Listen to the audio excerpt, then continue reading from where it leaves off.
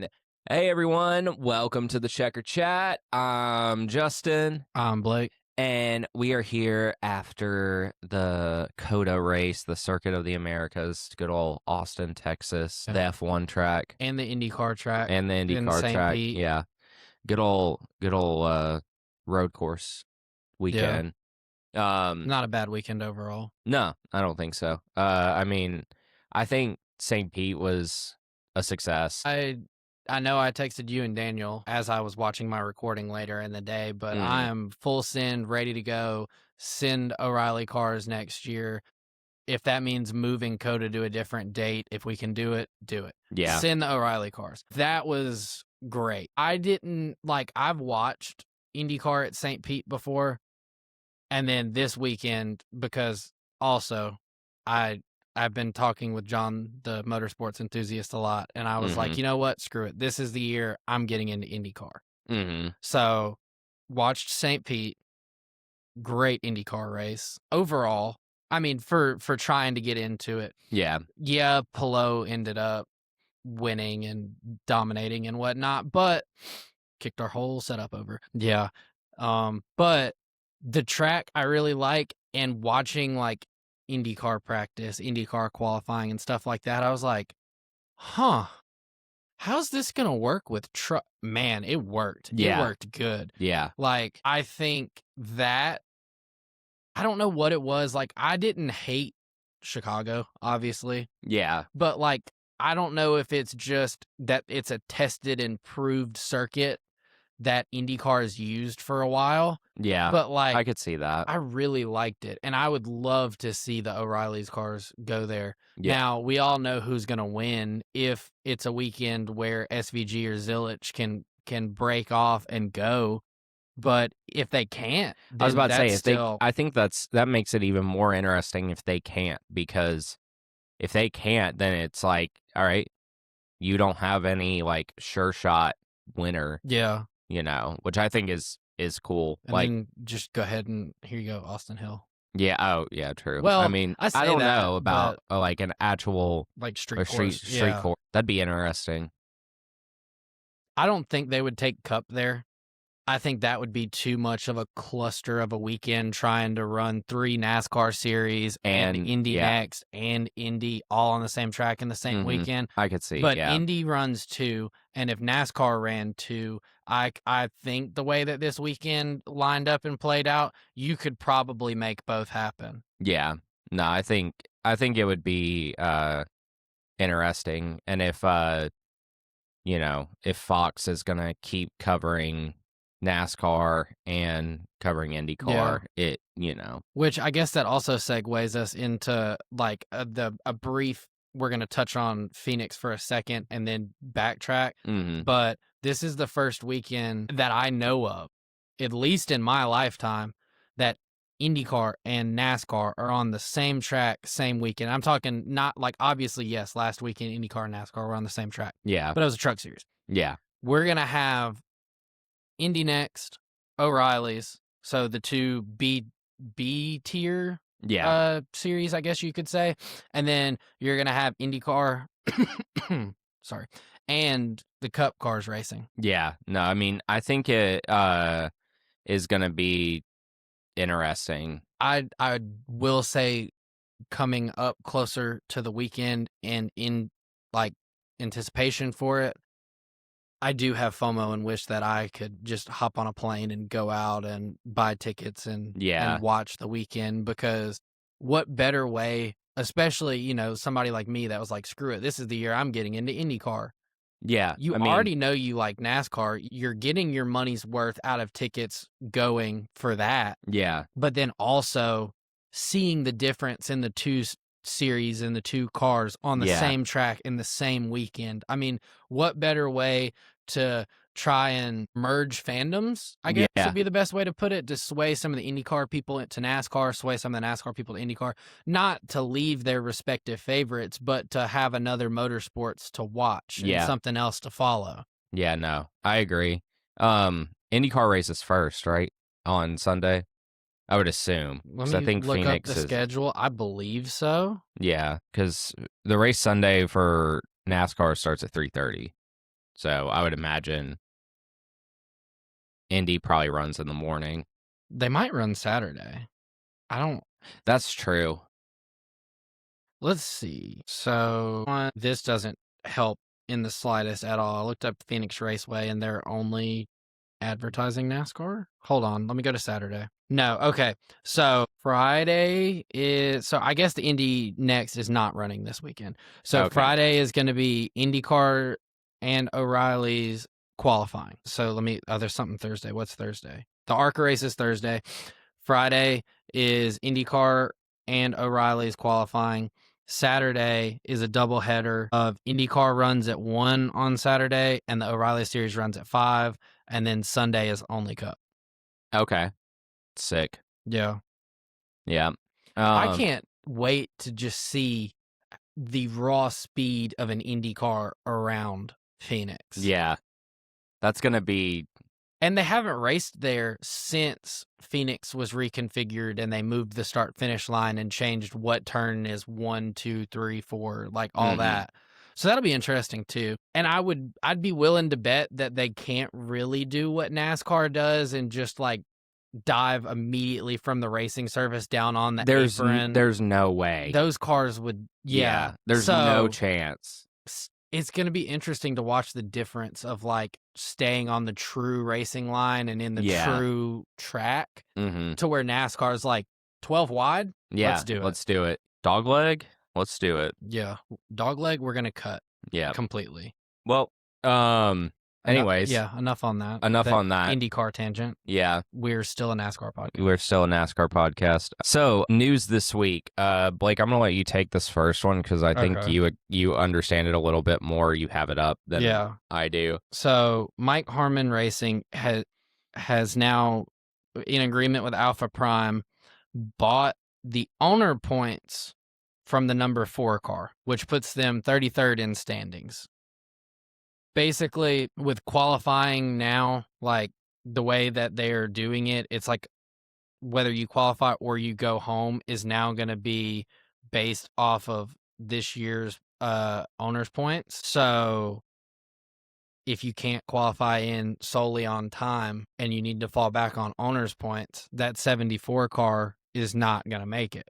So when you buy the points from the 4 car, they're in a much better spot to make it, being 33rd in points. Okay. That makes more sense now. Definitely makes more sense. That's my takeaway of it, is just making it where they're going to not miss as many races, hopefully, if it comes down to it.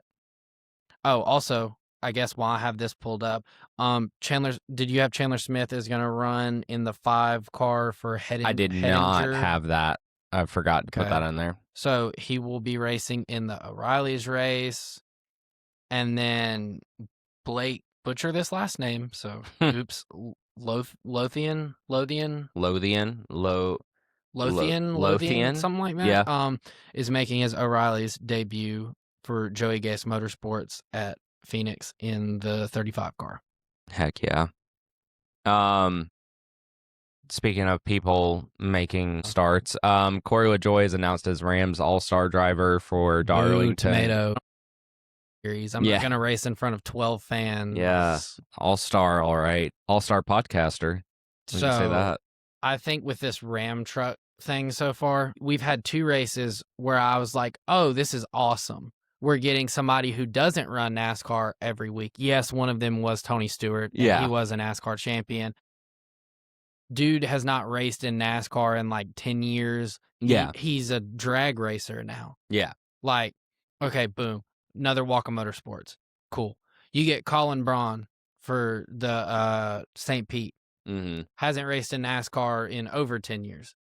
Went and did IndyCar and other stuff for a while. Like, you get him back. Cool. Atlanta, you get Ty Dillon. Yeah. And Darlington, you get Corey LaJoie. So 2 of the 4, I feel like, at least from what my understanding going into this season for that entry was, have made sense. 2 have not.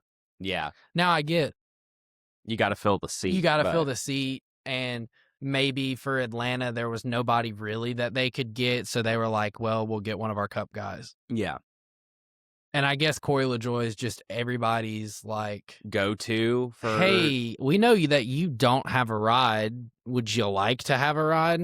Yeah. No, I mean, Even that's though on paper he should say no because he doesn't want to race in the lower series and he only wants to entertain cup offers and he doesn't want to race in front of 12 fans. yeah, even though, I mean, He's doing good to race in front of 12 yeah, fans in the literally. lower series. Yeah. Like, dude ain't it.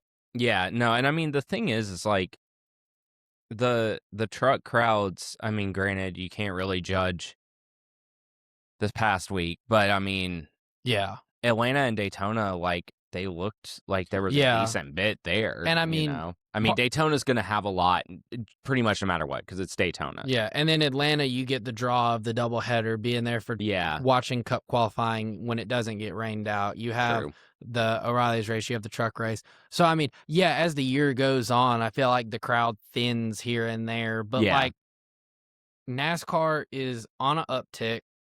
I feel like you see that in crowds for even the lower series. Yeah, But like 100%. too, he doesn't have people beating his door down, giving him offers left and right to run in the Cup Series. Yeah, no, I He mean, didn't even make the Daytona 500 yeah, in an but RFK car that easily should have made the Daytona 500. yeah, I mean, that you definitely thought he was gonna make it until, like, literally, I mean, how many laps were left? Yeah, Like, I mean, not many, but I'm saying like off of pure speed. yeah, You let a no, yeah, Toyota out like watching the time sheets when they were and everything when they were qualifying. RFK cars were fast. Ford mhm, is always fast, and you didn't even make it in speed. You yeah, let a yeah, Toyota, like who historically does not do do well. well in single car speed on super speedways, make it make sense. Yeah, no. Oh, goodness, yeah. That I do hate that I wanted just because it was a 4th RFK entry, I wanted him to make the 500, but, I mean, Yeah. you know, is what it is at this point. So next thing we got, Kyle Busch is not surprised by JGR drama. I don't think anybody is. No. Um, And I mean, looking back on it, him of all people has a great perspective and outlook because he was essentially not brought back to ensure Ty Gibbs get a seat. yeah, And I mean, at the times Eminem's leaving yeah, it was the was, perfect time to be like, well, Ty's ready, so bye. yeah, no, and I mean, every week, I mean, minus his, Fan base for the most part. There yeah, are a lot that do, but shout out the Ty Gibbs hate watch. yeah, but I mean, like, you won an Xfinity Series championship. You dominated.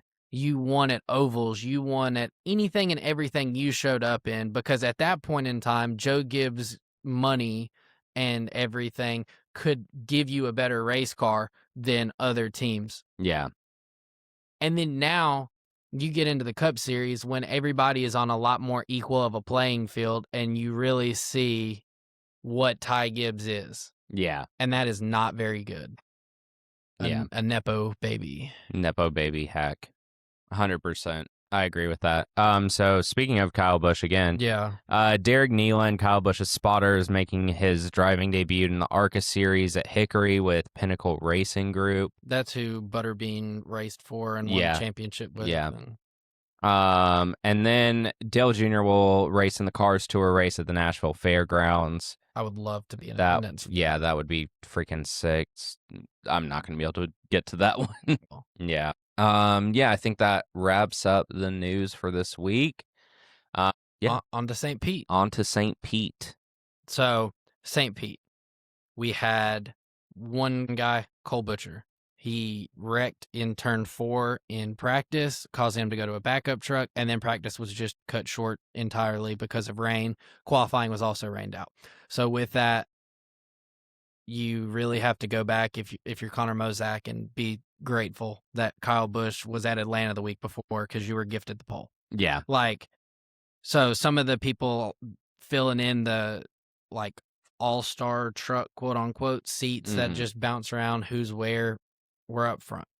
Mini Tyrell also dropped to the back due to unapproved adjustments. Starting the race off, you had Connor Mozak and Gio Ruggiero lead the field to green with Ben Rhodes not far behind. and immediately began to challenge for second. And Ben Rhodes is somebody that I don't feel like you typically are like, we're going to a road course. Ben Rhodes. Yeah. But I'll get more into that in a minute. Your first caution of the day, Justin Haley gets spun by Stuart Friesen from 13th. And then lap 7, Mozak and Rhodes lead the field to green with Ruggiero. Interesting. He had the front row. He chose to start behind Mozak, giving up the front row. Okay. Yeah. Cool. Interesting move. I feel like if you have the chance to take the front row, take the front row. I feel like that's just an unwritten thing. But Ben Rhodes clears for the lead into 2. Lap 8, you had Dario Franchitti make contact with James Hinchcliffe, the 2 IndyCar guys in the field. They were battling for 5th at the time, causing Hinchcliffe to drop to 7th. By lap 9, Lane Riggs was up to 13th. He had started 28th. Another guy, I feel like, we're going to a road course. Lane Riggs, like, you don't think about it. Wesley Slimp goes off track in turn 10 on lap 14 after being slow the whole lap and falling a lap down. Lap 16, Colin Braun slides in turn 10 from running right around 20th, but he only falls to 22nd and is able to continue with no caution. Another beauty of a street course, a road course. You have plenty of time to get your car, your truck back under you and get going before we're just yellow. Like Tanner Gray crashed from 27th in turn 8, but also was able to continue with no yellow. And by lap 19, Lane Riggs is still on the charge for the front up to 7th. And lap 20 is the end of stage 1. You had Ben Rhodes win stage 1, followed by Connor Mozak, Landon Lewis, Chandler Smith, and Gio Ruggiero. And that was the 5th stage win on a road course for Ben Rhodes, the most all-time in the Truck Series. That's wild. Yeah. I mean, also the fact of that you don't really think about him when you think about a road course. Yeah. And I think some of that is the elder statesman of the series in a way. Like, he's been there roughly, I know, at least 50, maybe 70% of the time that they have had stage racing. So, like, okay, yeah, he's been around, like, obviously, but that's not really to take away from it because, again, like, winning 5 stages on a road course, I mean, you don't really just luck into that. Yeah, no, 100%. Lap 22, Mozak is the only truck to stay out during the non-competitive pit stops because this is another instance in where the people that normally pit the cars, they're all out in Austin. They're all with O'Reilly and with Cup because typically there's a lot of layover, I guess, if you will, with pit crews. Most of the Sunday pit crews also either break apart and they pit different cars or they just go down the ranks together. Lap 24, the start of stage 2, Ben Rhodes is able to maintain the lead. And Caden Honeycutt goes wide in turn 4 from 8th, has to swing a U-turn and rejoin and drops back. Lap 26, one of the only real, like, big contact cautions of the day was for Adam Andretti, Christian Eckes, and Daniel Hemrick. They all crashed in turn 8, battling for around 12th. And then Caden Honeycutt also picks up some minor damage, avoiding the accident. Lap 31, Lane Riggs dives 3 wide and makes it up to 2nd, continuing his charge.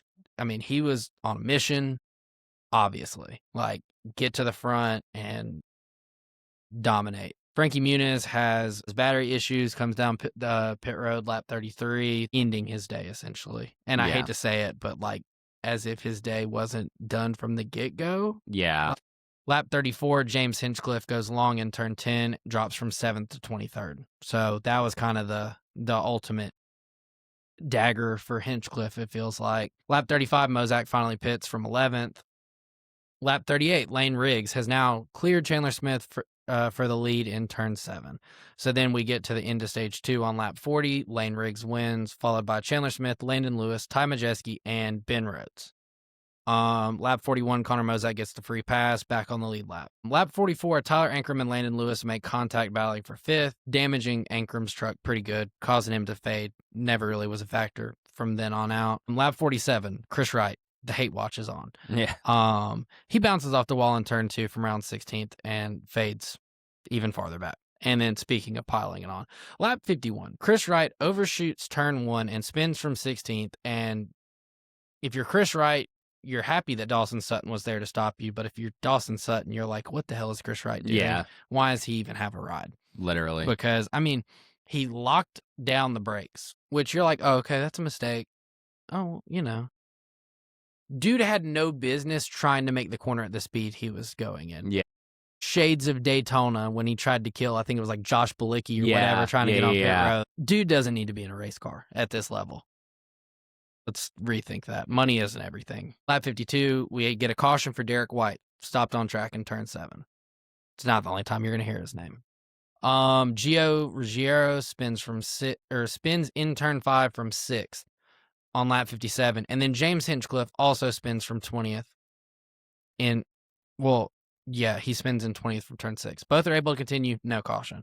Lap 58, Minnie Tyrell and Nathan Nicholson both slap the wall in turn 2, but are able to continue with no caution. I listened to Daniel's podcast too much. Yeah. Now I'm back on the messing up my words. Up That's a zip it up thing. It's never been a checker shot thing. Yeah. But the caution does come out because Derek White is stopped on the track again. Lap 62, after clearing for the lead on the restart, Ty Majeski overshoots turn 13, the final turn, goes wide, gets into the tires, and only drops to 6th, which is wild that you overshoot the turn, you get into the grass, the tires, everything, on the lap after the restart where everybody's still relatively bunched up and you only lose 5 spots. Yeah. Lap 64, Dario pits from around 8th after he brushed the wall exiting turn 4. I'm assuming they had worry about a tire or something to pit him from 8th. Lap 65, Eckes spins from around 13th in turn 5 after contact with Tyler Reif, who apparently was a wrecking ball. Yeah. I say apparently like I didn't watch the race and watch him be a wrecking ball. Lap 71, Ty Majeski clears Chandler Smith for 3rd, and now Ford runs 1 through 4. Lap 75, Lane Riggs dominating. Well, he gets stuck behind Gio trying to lap him, which allows Ben Rhodes and Ty Majeski to close in on the lead. And then lap 76, Ty Majeski bounces off the wall exiting turn 9, but continues in 3rd, now 2 seconds behind Lane Riggs. Then on lap 77, more issues for Lane Riggs trying to lap people. He makes contact with Stuart Friesen, and that makes him run wide, which allows Ben Rhodes to get all the way up to his bumper, challenge for the lead. And then after that, Lane Riggs kind of pulled away. Ben Rhodes and Ty Majeski battle out for 2nd until the end, with Majeski getting 2nd. So your winner is Lane Riggs in, dominating fashion. Yeah. You had a Ford 1 through 4, Lane Riggs, Daniel Hemrick in 8th, which just honestly kind of felt like, oh yeah, he was in that race. Where the hell did he come from? How did he finish 8th? Ram continues to have a top 10 in every race so far, this time with Colin Braun, and James Hinchcliffe was able to fight back and bring it home 10th. Yeah. No, that was kind of I feel like the big shocker of the day. Well, I'm not going to say big shocker because, I think we kind of expected him to do at least decent, but after him dropping back towards the back of the field, him coming up for a top 10 finish is pretty cool. And if you think about it, if he only had one incident rather than if he only had the incident with Dario where he picked up a little damage, but he didn't lose a bunch of spots right off the bat, I'm obviously not going to say he would have won because I don't think anybody out there was going to beat Lane Riggs 1v1 that day. But I wonder how much better of a finish he could have had. Yeah. And I thought an interesting thing watching the race was they had, I think it was Townsend Bell, one of the IndyCar play-by-play TV people, in the booth for the trucks.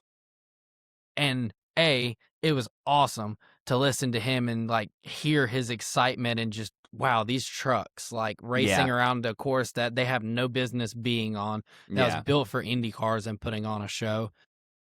And then the whole storyline going into it of what was going to prevail, knowledge of the trucks or knowledge of the track. Yeah. And the advantage early was definitely knowledge of the track. Yeah. So to me, if Hinchcliffe or Dario or somebody like that could have been up front, maybe, but you give somebody like Lane Riggs, Ty Majeski, Ben Rhodes that are pretty seasoned in the trucks, I feel like. Yeah. Definitely hold their own time up front, racing competitively against each other. By the halfway point of the race, there's no more differential in, Yeah. do you know the truck more or do you know the track more? Now it Yeah. feels like everybody's on a pretty even playing field. And one thing that was interesting was Ty Majeski has like a deal with iRacing where he's one of like their development drivers. St. Pete was not a public iRacing track before this weekend. Do you know who one of the few people in the world that got to run St. Pete were on iRacing? Ty Him. Majeski. Yeah. That's wild. I think it was Daniel Dye. He made like a joke on social media and he was like, does anybody made this track in Roblox? I need to turn some laps. Yeah. That's funny. Yeah. Like I said, I think St. Pete was a success. Let's bring O'Reilly's there next year. Let's honestly, I know like Chicago, we had our gripes with it and everything, but like I love a street course. They've grown on me. I was definitely the boomer yelling at the clouds, why are we racing on a street course? But I grew to like it in Chicago. Yeah. I do feel like Chicago might have not been the best course. Yeah. Overall no, I mean, layout. Like I do think that it helped warm all of us up to the idea of street course racing. Yeah. To the point that I think that we're all going to enjoy San Diego a lot more than if that was just thrown on us in a one-off. I agree. But yeah, I definitely liked that. And I also like the feel so far, like with St. Pete, with the IndyCar NASCAR crossover. This weekend, you have an IndyCar NASCAR crossover. Let's 1 year for Nashville do a crossover. We already both raced there. Why not? Yeah. Fox. Well, I say that. I don't know if they would because I don't think that Nashville falls under Fox's portion of the schedule. I mean, it's cool to see the crossover happening. You know? That's my thought. Why not help each other out? Now we shift gears to Austin, Texas, the F1 track, which thank God that we went from the long like F1 full course to the short course because there's more action. Like, you did lose the huge straightaway and that one passing zone opportunity, I feel like, but I just feel there's more action and it flows better for these cars to not run the full course. Yeah, I 100% agree. So we'll start early. Lap 1, you have SVG and Zilich on the front row to absolutely no one's shock. Yeah. No surprise there. And again, here comes no surprise. Austin Hill dive, but SVG is able to clear for the lead. And then in the stack up of, everybody trying to go from starting 2 wide to fanning out 5 and 6 wide, back down to ultimately, hopefully only 3 wide, maybe 4 wide in the kink of the turn. William Sawalich gets in the back of Austin Green. And when they showed the cars going by, I don't know how Sawalich saw over the hood because, I mean, it was like just straight up in the windshield line.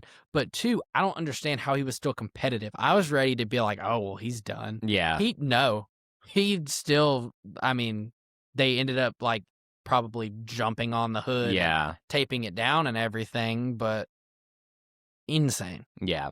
That's one thing you'll definitely always get with NASCAR over open wheel series is just the pure durability of the car. And like, how is that still going around the track? How is that even competitive? Like, I mean, literally just the pure like grit of the car to be like, oh, well, the hood's dented in. Let's have, our biggest crew member guy jump on the hood to flatten it out, or take a body sledgehammer slam from the top rope. Yeah. Bring out a concrete cutting like industrial saw and just cut the car up. Yeah. Like, screw it. We're racing. We're getting out there. Yeah. And so SVG leading the first lap. He is the second driver in O'Reilly Series history to lead in each of his first 10 road course starts. Ty Gibbs was the other. Yeah. Whoop-de-doo.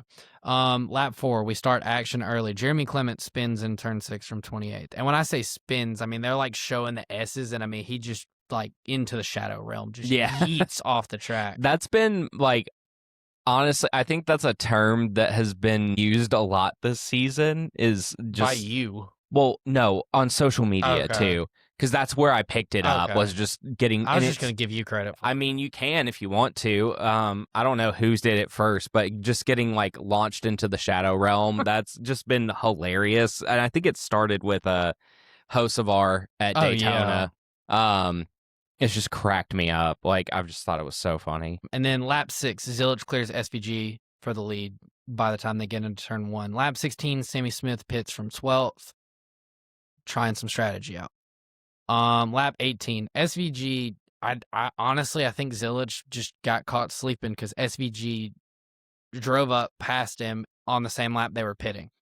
Yeah. Which, what better time to do it? Pass him, get in, get out, and then take the lead that way. Lap 20, Austin Hill wins stage 1, followed by Sam Mayer, who barely beat out Allgaier for second. One thing that I think is interesting, and I think as the year goes on and points become more valuable in the new chase format rather than the playoffs, is how people are going about, are we flipping the stage? Are we not flipping the stage? Because Yeah. obviously you dip down to this series. SVG, if it Zilic, whoever, if it benefits them and gives them a better shot to win the race, they are 10 times out of 10 going to flip the stage.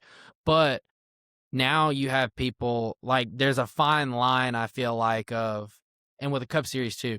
Do we feel like we have a shot to win the race? Yes. Okay, flip the stage, screw the points. Yeah. Do we think that we have no shot unless something happens? Okay, well, we're staying out and maximizing points. Yeah. So yeah, I think that'll be interesting. Because before I felt like everybody flipped the stage except for a few people who were like, we have no shot if everybody else was taken off the racetrack to win. Yeah. Stay out and just maximize points. But a lot of people flipped because that was the only way to stay in contention, it felt like, for the race.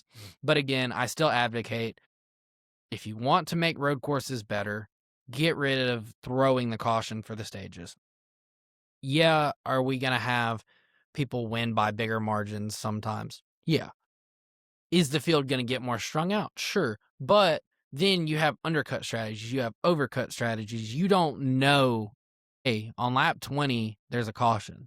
Yeah. And okay, so then we can piece work together our strategy and the race plan from that. Yeah. So start of stage 2, SVG leads from the inside, Zilic back on the outside, right back to where we started. Zilic gets a big run, clears for the lead on the front stretch, and then Brent Cruz, 17-year-old Brent Cruz, jostling for position, obviously, through the S's and everything, which Sammy Smith makes a 4 wide coming off of turn 2, which ultimately ended up helping Brent Cruz keep the lead. Sammy Smith slotted into second, Zilic slotted into third, and then SVG fourth. And then by leading, Brent Cruz becomes the first driver under the age of 18 to lead in O'Reilly Series competition since March of 1998 with Casey Atwood at the Nashville Fairgrounds. I was 2 months old. I wasn't even thought of. Yeah. Yeah. Which it's interesting with Brent Cruz. He can race anything under, I want to say they said 1.25 miles. So like short tracks or road courses until he turns 18. So like he was not able to run Daytona, obviously. He was not able to run Atlanta. He will not be able to run Phoenix. So their strategy was interesting because they were like, yeah, we feel like we have a shot to win. Fair. But I would, if I was them and in position, I would stay out and try to maximize points because ultimately he's still going to try to make the chase. Yeah. Like, it's not, hey, we win one race and we're good. Yeah. So it'll be interesting to see as the year goes on, once he turns 18 and can run all of the races, how he's able to make up points on people and where he can kind of slot in. I would think in the JGR camp, in the 19 car, Yeah. he'll be fine. I think he'll make the chase or at least be bubble too. But who knows? It'll be a fun storyline. Lap 27, Zilic locks up getting into turn 15, dropping back to 5th, reporting of a long brake pedal, which kind of was like the start of the unraveling of his day, where he ultimately ended up having to have a brake change. Yeah. A brake change in a NASCAR race on pit road, like that. This isn't IMSA. That's crazy. Lap 29, SVG is able to get around Brent Cruz for the lead, and Cruz falls back to third. In the process, making contact with Sheldon Creed, spinning him out. Ends up somehow coming back. I don't know how or what the issue was, but if there's a will, there's a way. And honestly, it's not shocking that it's Allgaier. Yeah. Because Allgaier was like one of the road course guys before we got into the SVG era and the Yeah. Zillage era and all of that. Um, Again, I'm going to butcher another name on the pod this week, so sorry in advance. Leguizamon? Yeah. Close enough, I guess. Looks good. Yep. Yeah, he spins into turn 1, hits the tire barrier hard. Spins is one way to put it. I mean, they had like the camera angle looking up from like the bottom of the hill, I guess like turn 2, and I mean he just yeets himself off the track Yeah. into the shadow realm, Into the shadow into realm. oblivion, all that. Yes. Like, gone. Lap 36, all the lead lap cars pit, except for Carson Quaffle, Brandon Jones, Ryan Sieg, Jeb Burton, Ryan Ellis, Preston Pardis, JJ Yaley, and Justin Allgaier. Sam Mayer is able to get off pit road first, followed by SVG and Austin Hill. Zillich stays on pit road at this point for the brake change, the examining of the brakes, so on and so forth. And then LeVar Scott was hit with a penalty for too fast exiting pit road. Lap 40, Sam Mayer wins stage 2, followed by Allgaier, Quapfel, Love, and SVG. Nick Sanchez and Dean Thompson make contact in turn 20 at the end of the stage, causing them to spin. They were battling around 15th. And then after the stage was over, Nick Sanchez just door slammed the shit out of Dean Thompson. Go off, I guess. Yeah. But Carson Quapfel picking up third in that stage. It was interesting because when the day started, you're like, oh, well, he has no hope. He's in a DGM car. Yeah, DGM car. He's in the 91. Like, whoop-de-doo. Like, his teammate, Josh Williams, didn't even qualify for the race. Yeah. But then they started talking about it more, and they were like, yeah, well, so Junior Motorsports prepared 6 cars to come to the racetrack this weekend. They prepared the 91 car. That makes sense. Which, I will say, now, having more of an understanding of this, if by rule they are able to prepare the 91 car, I don't see the issue because Quaffle is not a slouch on the road course. He almost beat Zillich last year at Cota. Yeah. And putting him in the 91 car that is still being prepared by Junior Motorsports, who has the setups, who knows what to do, you also have to think what that's going to do for a team like DGM. Yeah. Where, I mean, let's face it, Josh Williams didn't even make the race. Yeah. So you would think by the time that they're able to go back, maybe they're not able to get all of the Junior Motorsports secrets and tips and tricks to the car, but they can get a decent bit. Yeah, you have data, you have an understanding. Like, ultimately, at the end of the day, it's still your race car. They just prepared it. So yeah. Lap 41, JJ Yaley comes down pit road to make a driver swap with Brad Perez, who was like, he was pitting cars. He was like, I forget what exactly it was, but I don't remember if he was actually part of a crew, but like over the wall pit crew, but he was like working with the team. Mm-hmm. But they said he always travels with a helmet, like he's ready to go. So he gets in the car, finishes the race out for Yaley. Lap 42, Allgaier, Quapfel, Brandon Jones, Ryan Sieg, Jeb Burton, Jeremy Clements, Dean Thompson, Ryan Ellis, LeVar Scott, Connor Zillich, and Nick Sanchez all pit. So on the restart, Sam Mayer and Jesse Love lead the field to green with SVG, I think, in third, but I know he was on the second row. Well, that doesn't matter because by the end of the lap, it's SVG. He has the lead again. Lap 47, LeVar Scott spins from 23rd in turn 19 and is able to continue, and then Alex Lebay picks up damage in the stack up. Lap 51, Allgaier slows from 13th and pits with a flat right front tire. So surely that's the end of his day, right? I mean, you would think. I think this goes to what? Lap 60? Yeah, lap 65. So you would think 14 to go, pitting with a flat tire, that's it. Game over. Call it a day. Lap 53, Taylor Gray locks up and runs wide into 6A, but is able to avoid the barrier and recover and only drops from 7th to 11th, which Corey Day was pressuring him. Corey Day did not get into him, but he was pressuring him. Surprise. Right there. Yeah, surprise. He didn't just absolutely take somebody out. I mean, we'll get into that. Let's see. Lap 55, Austin Green slows off turn 20 with a transmission issue while running 13th. And Austin Green was the guy, I believe it was the Roval last year he finished top 5. Yeah. And that kind of gave him the seat for this year where they went full time and we're like, yeah, let's try it. Ryan Ellis goes off the track in turn 6A from around 30th, but is able to continue. And then on lap 57, we get a caution for Sage Karam, who slows off turn 2 with a broken left front suspension, but continues slowly and then eventually just stops. off turn 14. And then lap 58, all lead lap cars pit except Nick Sanchez, JJ Yaley, which is Brad Perez at this point. I don't. Yeah. Oops. Preston Pardis, Austin Green, and Justin Allgaier. Sammy Smith gets off pit road first, followed by Jesse Love and Sam Mayer. So then lap 61. So there you go. That's how Allgaier gets back up front. He was able to pit. He had tires. He didn't really need to pit again. So stay out, get track position. Yeah. Lap 61 on the restart, Nick Sanchez and Justin Allgaier lead the field to green. Allgaier gets between, I don't know why, and I'm just going to drive off. Yeah. So he clears for the lead. Austin Hill slots into second with Sam Mayer in third, and then Sammy Smith in fourth. Lap 62, Harrison Burton spins in turn 2 after contact with Taylor Gray, while Jeremy Clements and Ryan Ellis make some contact with each other, avoiding it. Meanwhile, Sam Mayer in third, Raja in 11th, and Carson Quapfel in 13th all go into the tire barrier in 6A. They're all able to continue, but I mean, that was kind of it.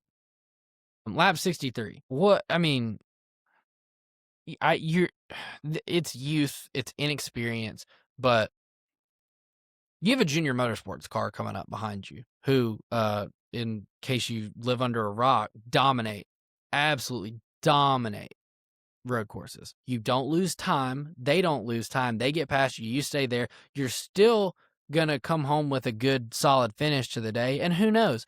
Maybe Zilich goes up because he would have passed you for 5th, goes up to race 4th. You stay close to him. You learn some stuff from his line and following him. And if you can stay close enough, you might get around and end up in the top 5 anyway. Yeah. Well, that's not what Corey Day does because it's Corey Day. Yeah. He really just turned him. Yeah. No, 100%. Was it kind of a tight, clear? Sure. But, I mean, there was no reason that Zilich was needed to get totaled out like that. Yeah. Because Zilich at the beginning, very fast, probably had the car to beat SVG. Yeah. I kind of felt like probably was going to beat SVG, has brake issues, falls back, figures all of that out throughout the race, comes from the back to the front. I mean, he's on a charge at this point. Was he going to win? No. Could he have got to second? Maybe. Probably. It was just fun to watch him and see how far he could come up into the field. And then here comes Corey Day to ruin it all. Lap 64. SVG has extended his lead to 1.6 seconds over Austin Hill, and then Jesse Love makes contact with Corey Day exiting turn 1, battling for 4th. Which really what that looked like to me was, I'm next to Corey Day, and he looks like he's going to challenge me for this spot. Nope. Door slam. Get out of my way. I don't want to be anywhere near you. By the time it's all said and done, SVG wins by 0.7 seconds over Austin Hill, and that is the 10th consecutive road course win for Junior Motorsports. Yeah. Wow. So, yeah. Wild. Your top 10 ended up being SVG winning, obviously. Austin Hill, Sammy Smith, Jesse Love. Corey Day brought it home 5th with no lack of controversy because there's never controversy with Corey Day. Brent Cruz brings it home 6th, which is just insane to me that, he's 17. Yeah. William Sawalich in 7th, Allgaier in 8th, Ross Chastain in 9th, and then Brennan Poole in 10th. Honestly, forgot Ross was running the Xfinity race. O'Reilly's. Sorry, just to give y'all a little insight into the life of us. I don't have cable currently, so I have to watch the CW on a unnamed website because I don't want it to get the website to get ripped down because I don't know how it's still up. But either way, that's where I watch it. But as you can see, there's nothing on the walls behind us except for this banner.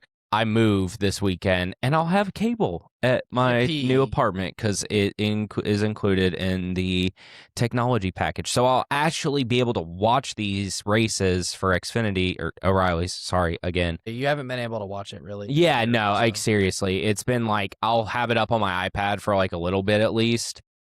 Or you're like me this past weekend, and for some reason thought the race started at 5, and it didn't. And I turned it on at 5, and I just see SVG's burn out. I'm like, well, that's fun. That's that, I guess. But yeah, no, when I say I don't have cable, as in I have DirecTV streaming so I can watch Cup and everything and trucks. But You can't CW. stream the CW Yeah. for some reason. Even though it's a free channel, you can go buy you can makeshift rig up an antenna out of a coat hanger and probably pick up the CW. But why can't we stream it? Like, stupid. One interesting note. So Brennan Poole, he got 10th. That puts him 12th. The points right now, I looked at points for Cup yesterday. The points are so all over the place, and I love it. Yeah, it's. I know it's a long season. Oh yeah, there's a lot more to come, but like just right now is wild. What it means to be consistent, to grind your days out, to make finishes happen that probably shouldn't, so on and so forth. Like truck isn't really anything crazy, I feel like, at this point. But when you start looking at O'Reilly's and yeah, I was about to say, you get to O'Reilly's and you have Quapful 5th in points. Is that crazy? No, but that's somebody that's not even a full-time driver at JRM. Yeah. You have Raja in 6th. Again, also not a full-time. Yeah. But they're both outperforming Sammy Smith. Crazy. Again, pay driver. Anyway, Parker Retzloff is in 9th. Brennan Poole is in 12th. I mean, crazy. Yeah. You get on a good run at the beginning and you establish points for yourself. You're off to a good start. And then you scroll to the bottom and you start trying to find, like, oh, where are people that shouldn't belong down there? Harrison Burton's 34th. Yeah. I think he honestly is like, other than Josh Williams, is dead last because Josh Williams didn't even make this race. Yeah. I mean, he's behind Carson Ware. He's behind Garrett Smithley, Alex LeBay, Luke Fenhouse, people that haven't ran every weekend. Brent Cruz is in 28th. Yeah. And Harrison Burton's in 34th. Brent Cruz has ran one race. Yeah. Seriously.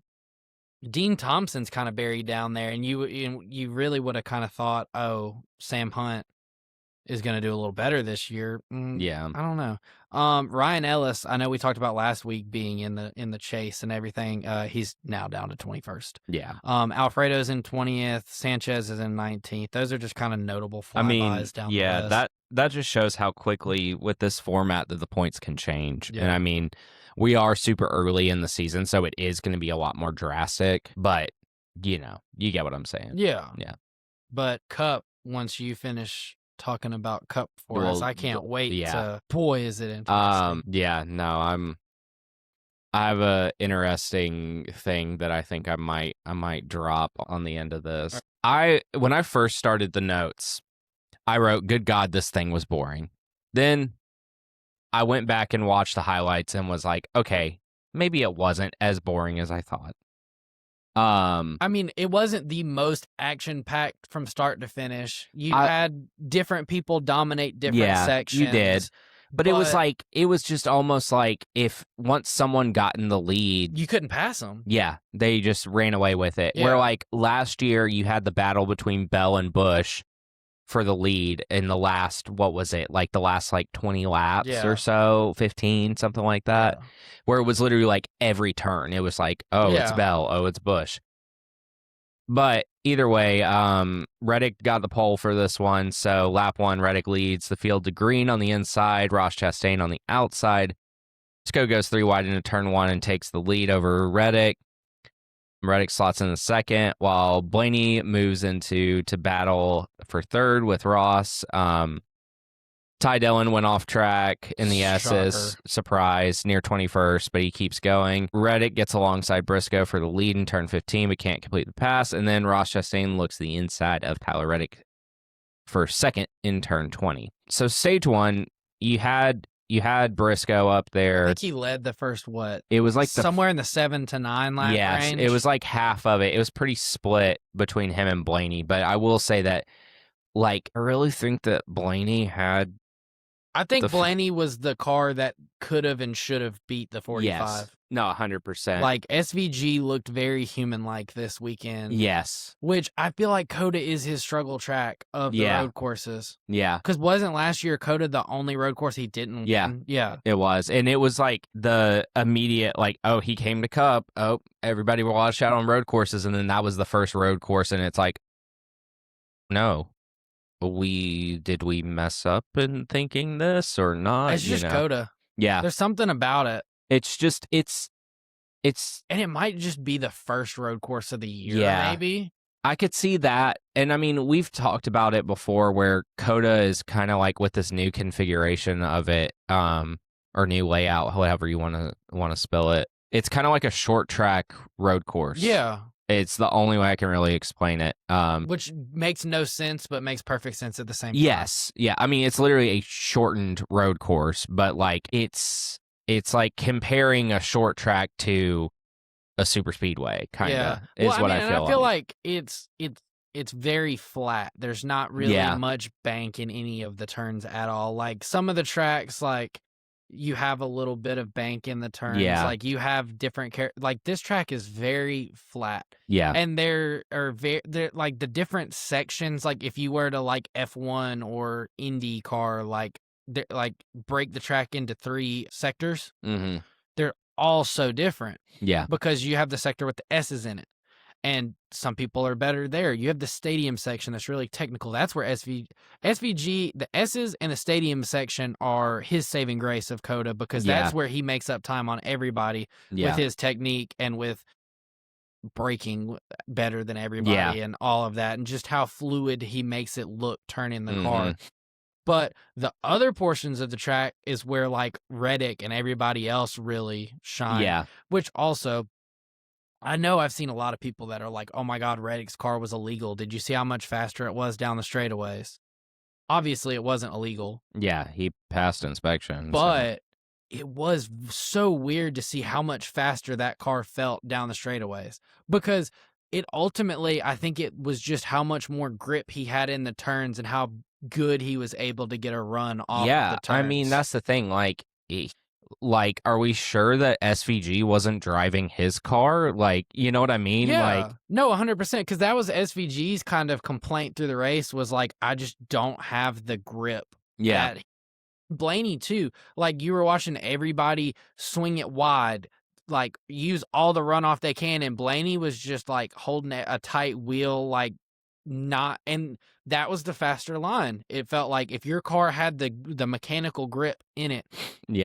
Not wash off the turns and just carry the speed, that felt faster for your runs down the straightaway, which is what Reddick and what Blaney were able to do. Yeah. But there was something weird, I will say, with like how it felt like you could get the run, you could hawk somebody down, but like you got there and it was like, now what? Yeah.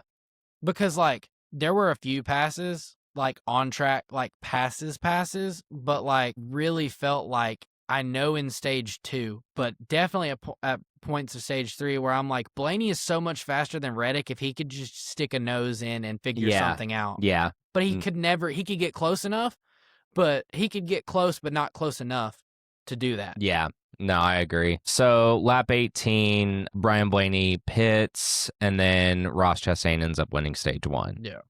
Lap 25 on the restart, Blaney leads from the inside, Reddick on the outside. Briscoe gets inside of Larson on the front stretch and then tries to go 3 wide, entering 1 for second. Zilich gets hit by Daniel Suarez, go figure. Yeah. And spins in turn 1, but makes no contact. Tyler Reddick gets by Blaney to take the lead, but complains on the radio about a loose left rear wheel, but does not pit. Blaney runs second, followed by Byron, Larson, Suarez, SVG surges from 16th to 10th. Which I think that's just going to be a common thing this year, is to see how salty Suarez is about the whole situation. Fair, I guess. I mean, you were there at the beginning. You helped build Trackhouse into what it is today. But at a certain point, you have to move on. You have to move on. Move on, because you're not going to make your current situation any better by doing that. No. And like, what did you really gain by wrecking? I mean, granted, was it on purpose? Yes. Dude, I'm sorry. Fair. But like, if you're gonna intentionally get into somebody, but you don't want it to be intentional, do it in the mass chaos of turn 1. Yeah, 100%. And then by lap 40, Herbst makes contact with Zilich again. Literally. Then Ty Gibbs wins stage 2 after all the leaders pit. Anyways, we already talked about. Y'all know how we feel about Ty Gibbs. Anyways, I hate him. lap 51 on the restart. Tyler Reddick leads on the inside. Ryan Blaney on the outside. Tell me where you've seen this movie before. Tyler Reddick clears for the lead, exiting turn 1. Blaney moves into second, and Chase Briscoe and Byron battle for third. Briscoe clears for third in the S's. SVG gets under Byron for fourth in turn 12. Michael McDowell tries to make it 4 wide and fifth in turn 13, but only makes it to sixth. One thing with the S's, I liked the addition of the tire packs. Yeah. Because last year, it was so nitpicky. We really weren't out of bounds. Screw it, let's put tires there. You really want to test if you're out of bounds or not? Hit a tire. Yeah, literally. And as the race went on, they got closer and closer and closer to them. They got more comfortable. And that was, again, SVG could probably run the closest to the tire packs through the S's comfortably, made time up. Don't do all the nitpicky BS and try to roll the FIA into NASCAR and go to cameras and, you were over the painted line by 0.25 inches. You now need to, screw all that. Put a tire there. Yeah. You're going to know if you're out of bounds. And then it just completely discourages it. Yeah. There's no, we could cut it close and put them in the bottom. No. Yeah. If you get too close, tire. Yeah. Lap 59, Zilich has worked his way back up to 8th, battling with Ross and Larson. Lap 60, Busch has made his way to 10th. He has an average finishing position of 5th here. For some reason, he's just that guy at Cota. And that's his highest, Cota is his highest finishing average since coming to RCR. Tell me if you ever had on your bingo card that the best average finish Kyle Busch would have at a track with RCR would be Cota. Yeah. Nobody did. That's the most wonky, wild, random stat. Yeah. No, seriously. I agree. I saw that. I'm like, that's sad that that's an actual stat. I love Kyle Busch, but come on. Anyway, so lap 62, this is where Briscoe ends up reporting a transaxle issue and ends up retiring the car. He and Cole Pern were very or not Cole Pern. Oh my God, James Small. Jesus Christ. Cole Pern was, if you know, you know. Yeah. That was Truex's crew chief. Yep. So before James Small was. They kind of went at it on the radio. Yeah. I'm like, what are you doing, James? Yeah. It's not your typical, he's like walking him through how to get back there. Mind you, I don't think you study how to get to the DBP area to work on your car when you're fast and you're Briscoe and all you're worried about is the race. They're like, turn left. It was like Siri, like a Waze navigator. It was like, no, you turn left here and then you go back and you go into the parking lot, literally drive into the parking lot. And then it's like, here's this caged off area where we can work on the car. Yeah. Let's see, where are 68. we? 68. Lap 68. Reddick has begun to creep away from Blaney. Creep, whatever the word would be. Lap 69, Reddick in first, Blaney in second. Both leave the pits side by side before Reddick gets ahead, and Riley Herbst also pits. SVG now is in the lead, and at this point, you're thinking to yourself, this is it. SVG's going to win this one. I was interested with the pit strategy of Reddick and Blaney because I thought Blaney was going to try to just early pit. Yeah. And maybe use a little more tires to build a gap. But he was also close enough to Reddick, or he was far enough away, I guess I should say, from Reddick to where he couldn't just last second dive it down into pit road and hang Reddick out for a lap. Yeah. When he pitted, I'm pretty sure Billy Scott and them were like, all right, we're watching the 12 car. What are they doing? Yeah, that's exactly what happened. And they also just plain as day on the radio were like, okay, Ryan, we're going to pit on this lap. Yeah. What happened to code words and being sneaky with it and all that? We're going to pit this lap. And then they're like, oh, hey, did y'all hear that on the 12 scanner? We're pitting this lap also. So lap 70, SVG, Zilich, Ty Dillon, AJ Allmendinger, Denny, John Hunter Nemechek, Todd Gilliland, all pit, and now Byron's in the lead. Lap 71, Michael McDowell passes William Byron for the lead. Byron, Chastain, Cindric, Stenhouse, Bowman, all pit. Tyler Reddick and Ryan Blaney run 2.9 seconds ahead of Christopher Bell among those that have pitted. Lap 73, this is where this was interesting. Bowman had been saying he had not been feeling well all day long, and he ends up getting a relief driver from Myatt Snyder. Sorry. Which, the most random relief driver situation ever, because like he's helping the pit reporters and like Yeah. working with TV, and They literally just walked over like, "Hey, can you get in the car and drive by chance?" Yeah. And he's like, And he literally was like texting people like, "Hey, explain to me where the brake release is and in turn whatever." And I'm sure too, like double checking with all the TV people, like, "Hey, are y'all good if I go get in the car? Can I go hop in one of these race cars and drive?" Like, wild. yeah, but Bowman was checked and released and everything from care center stuff and all that. So right after that, lap 75, a caution happens because Ross Chastain goes off of the course in turn 19 from running 13th after losing a right rear wheel. Chase Elliott was on pit road at the time of caution.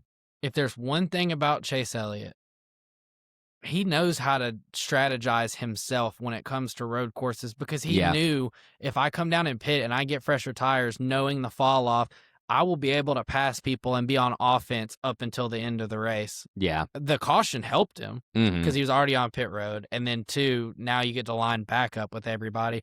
But you saw Bell do the same thing too. He was like losing spots, and he was like, there's no way I have any shot at anything today unless we put tires on it. So yeah. And then what a shame for Ross though too. Yeah, no. I mean, front row start, he was in contention at least a decent bit all day.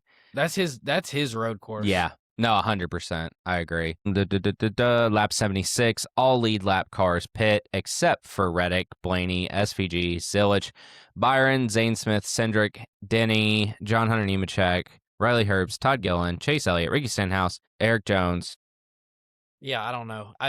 Yeah, that's weird. I don't know why. Yeah, anyways. So Michael McDowell gets off pit road first, followed by Christopher Bell and Ty Gibbs. Joey Logano has to back up into a stall upon leaving. Womp womp. Womp womp. Lap 79 on the restart. Reddick leads from the inside, Blaney on the outside. Both remain side by side as Zilich and Zane Smith spin in turn 1. Once again, we're on the everybody beat up Connor Zilich day. Shout out Denny Hamlin for that one. Yeah, that was 100%. His fault. Tyler Reddick gets the lead off of turn 1 with SVG moving to second and the S's and Blaney falling to third. And at this point, sayonara. Yeah. Lap 84, SVG has closed in on Reddick and runs 2 car lengths behind. Blaney is third and runs over 1 second behind both. Lap 85, SVG begins to challenge Reddick for the lead while Bell battles Blaney for third, and Bell clears for third in turn 15. By lap 92, Reddick extended his lead by 2.9 seconds. Lap 95, you would have thought that a nuke went off in the grandstands. Oh my God. Hocevar spins from 31st on the front stretch. Well, really, Hocevar got absolutely bitched by Cole Custer for like 20th. Yeah. But Reddick wins with Mike Joy definitely. Like, dude, you would have thought that he would have sent the car into the grandstand, or like he's barrel rolling Ryan freestyle, yeah, like down, and they pan and he's just like nosed into the wall barely. I'm like, yeah, was that necessary? Yeah, so Reddick wins by almost 4 seconds over SVG, and while they're showing the celebration, they just pan over to AJ Allmendinger laying on the ground, helmet on and all, on and everything. They've got to figure out something with the cool suits and the fans and stuff with Cota. I feel like every year it's the first warm race of the year. Every year we never have to run this stuff or test it, and that's the race. They need to test it before. I know. Like, it's every year with somebody gets out and they're just. But here's the other thing: the people that get it the worst run the cool shirts that fail, because if the cool shirt is working right, all the little like lines and hoses on it are flowing cold water the whole time. And if it breaks, goes out, now you're just pumping hot water over you the whole race. And then it screws you. Yeah, definitely. But Reddick's your winner. SVG in second, Bell in third, Ty Gibbs in fourth, Michael McDowell in fifth. Larson in 6th, Chase Elliott in 7th, Ryan Blaney in 8th, AJ Allmendinger in 9th, and then Denny Hamlin in 10th. You don't ever see Denny Hamlin finishing in a top 10 on a road course. Yeah. Let me pull up our points. Oh, yeah. Real quick. Let's go back to that. So you're dead last, worst in the points. 3 points behind first is Alex Bowman in 36th. Jesus Christ. Abysmal start to the year. I mean, he's with, let's see, 34th is Austin Dillon, 35th is Eric Jones, 36th is Bowman. Connor Zilisch is 32nd. Let's be real. Cody Ware has more points than Alex Bowman does right now. That's insane. Yeah. Connor Zilisch, I genuinely, I would be curious if there's anybody smart enough or definitely could figure out the points where if Zilisch wouldn't have just got wrecked the second time. Yeah. Like, I don't know if he would have been in the top 16 in the chase or whatever at this point, but like that would have significantly helped. But he has had 3 awful finishes. Yeah. Cindric's buried. Gilliland's buried. Was Gilliland the one that I said was going to make the chase? Was that one of my hot takes? I can't remember exactly. If so, oof.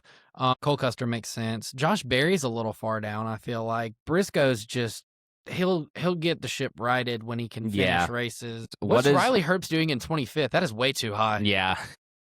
What's Brad Keselowski doing in 12th? With the walking to the car with a cane. Yeah. Ty Dillon is outperforming Ross Chastain.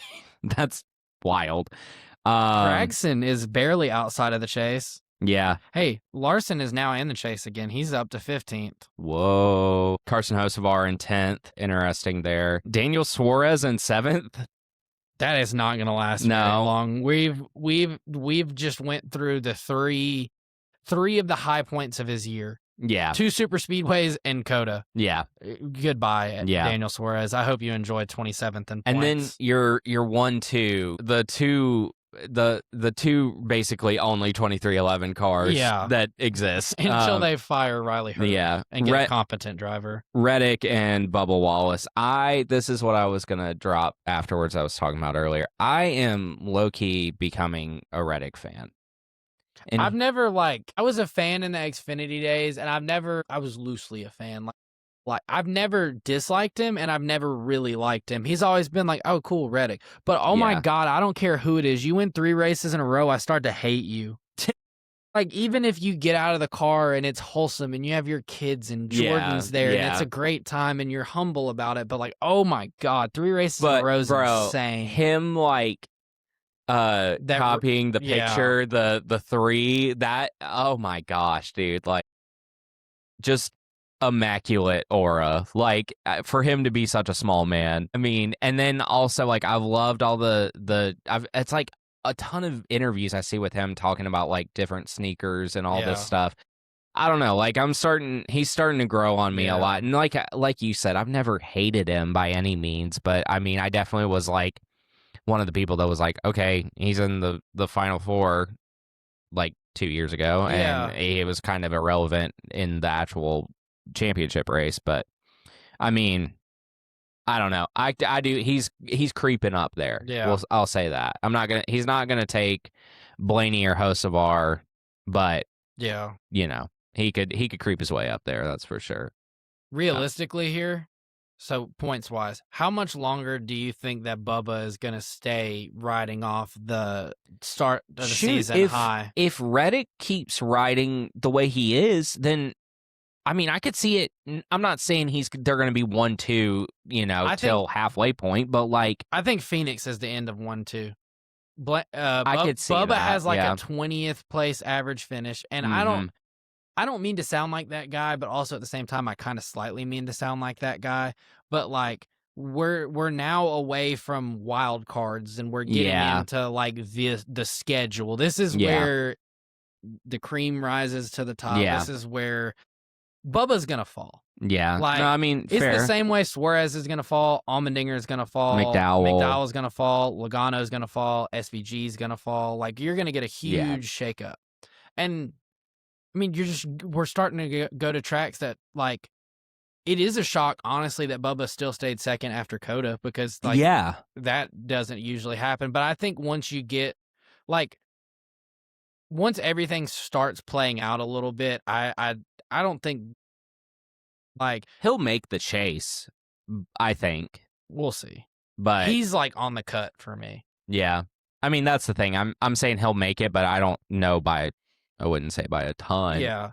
But Reddick, though, being 70 points above second is insane. insane. Like, like, winning the first 3 races of the year this year means so much more than in the last format. Yes. But also, go back to previous years, how we've always talked about how different you would race in different formats. I almost wonder if Reddick would have three-peated in the other formats, or if after you win the Daytona 500, if you try something different at Atlanta, and if it doesn't work, yeah. you know what I'm saying? So, yeah, like, because once you win that first race, you're like, well, I'm good. I'm Like, making it no I matter just what. need to earn points and try to win the regular season. But now you win the regular season title, you have a 25-point cushion over second at the start of the chase. Like, yeah. Yeah. This points format is amazing. Yeah. Thank God we got this. Yes. But I agree. Phoenix. Yeah. On to Phoenix. Your past next gen winners you had there 2022, spring fall, Chase Briscoe, Joey Logano. 2023, William Byron. In the fall, you had Ross Chastain.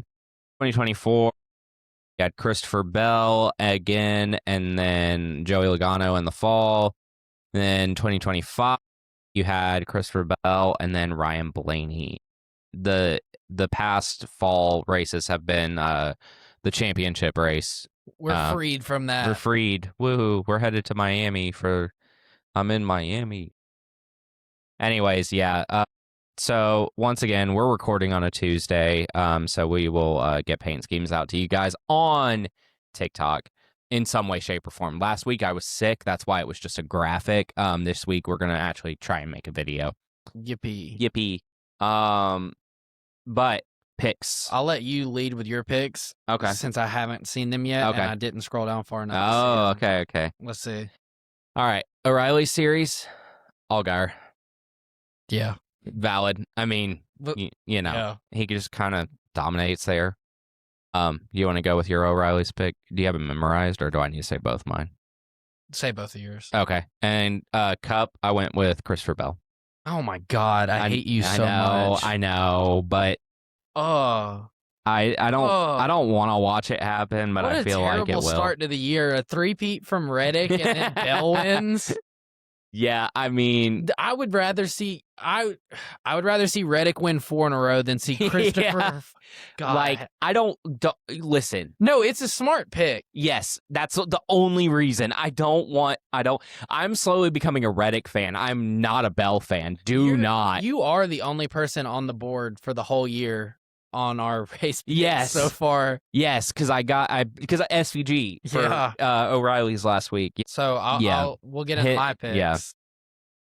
I've seen yours, so you don't have to keep them all secret. O'Reilly's Justin Allgaier. Not a shocker. No. I feel like this is where he's gonna hopefully just start putting belt to ass. Yeah, I hope so too. Dominate Mhm. because he hadn't had the greatest start to the year, but it hasn't been bad. This is the point where I think him being the seasoned veteran and you not having to deal with the SVG in that format, dominating all of the road courses. You have Zilich, who just was a phenom last year. Now it's kind of back to it's Allgaier and Hill.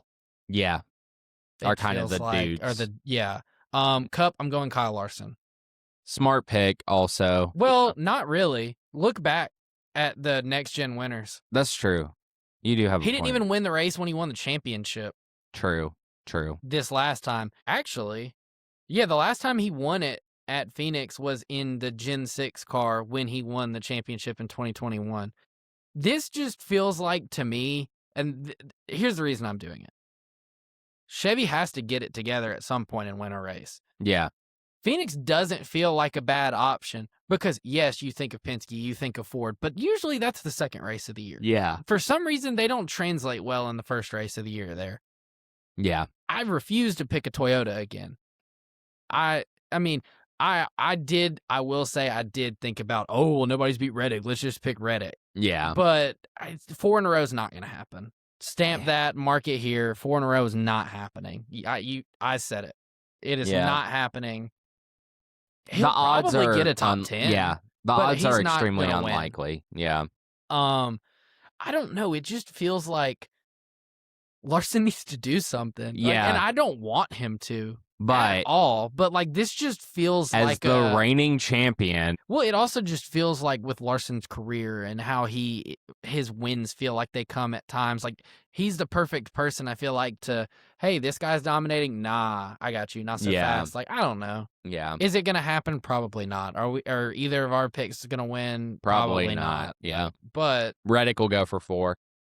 I'd love to see it happen. That'd be nuts. I would not love to see it happen. You know how crazy that would be?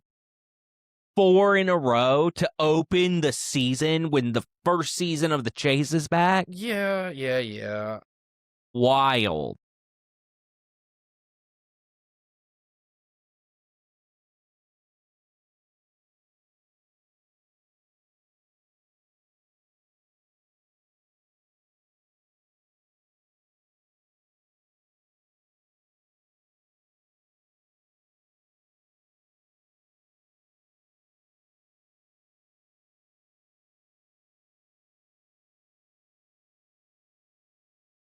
And trying to get furniture and stuff set up and my life back together. Yeah. So I will see you guys after Phoenix. But no, I'll see. No. Yeah, I mean, technically after Phoenix. After what's. Hold on. I saw the wheels turning. Let me find it. I mean, technically After speaking. Vegas. After Vegas. That's the one. Yeah. I'll be back after Vegas. When Josh Berry wins again. Jesus Christ. Shut up. Yeah. So we'll have someone will be filling in for me. We haven't quite nailed down who, but we have an idea. We have an idea, and you guys might be able to take a while. The person has not been reached out to yet. Yeah. Hold on, you close this out and let me. So real quick before you do that, this has been the Checker Chat. I'm Justin. I'm still Blake. I hope you still are. Jesus Christ. Been sitting here forever. Yeah. We finally get to move. Someone is going to load us onto a moving truck, and we're going to a new place. Here comes that bit again. Anyways, you guys can follow us on Instagram, TikTok, Twitter, YouTube, like, comment, subscribe, all that good stuff there. Spotify, Apple Podcast, Amazon Music, and you can't forget about it. Just like I need to not forget to pack everything that I own into boxes and move. Audible. We'll see you guys next week. Bye. Well, we won't. I will. Yeah, you'll see Blake next week. You'll see me in a few weeks. We'll see you guys later. I haven't missed a pod episode. Hey, shut up. Anyways, love you guys. Bye.